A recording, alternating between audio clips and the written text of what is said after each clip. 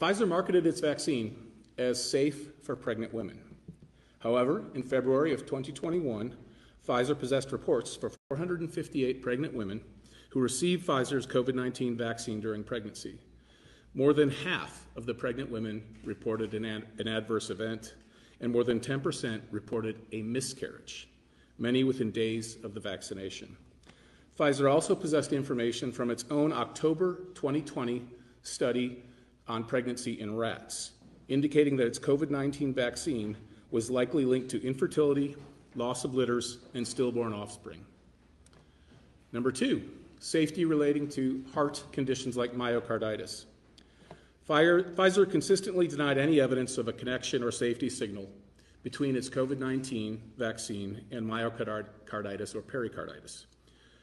Indeed, on January 18, 2023, when asked whether its vaccine caused strokes or myocarditis, Pfizer chairman and CEO Alan Berla stated, quote, "We've not seen a single signal, although we have distributed billions of doses," end quote. A signal that he was referring to as a safety signal, which refers to a negative consequence. However, as Pfizer knew, the United States government, the United States military, foreign governments, and others had found that Pfizer's COVID-19 vaccine caused myocarditis and pericarditis.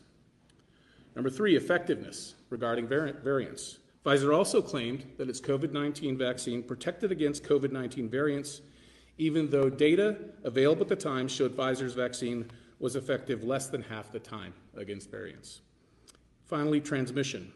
Pfizer urged Americans to get vaccinated in order to protect their loved ones, clearly indicating a claim that Pfizer's COVID-19 vaccination stopped transmission of COVID-19.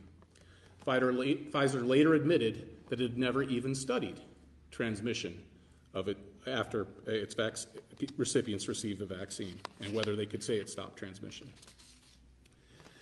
After making these misleading statements, Pfizer also engaged in some censorship attempts. Emails revealed that Pfizer officials coordinated with social media platforms to censor any speech critical of Pfizer's COVID-19 vaccine safety and effectiveness. It should also be noted that Pfizer elected not to join the federal government's vaccine development program known as Operation Warp Speed and declined that development funding.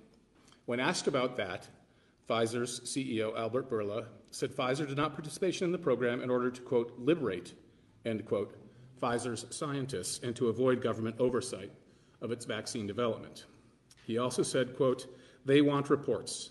I don't want to have any of that," end quote. Referring to they, when he said they, he was referring to the federal government. Pfizer's misleading statements contributed to success in marketing its vaccine in Kansas. By February of 2024, Pfizer had delivered over 3.3 million doses of its vaccine in the state of Kansas.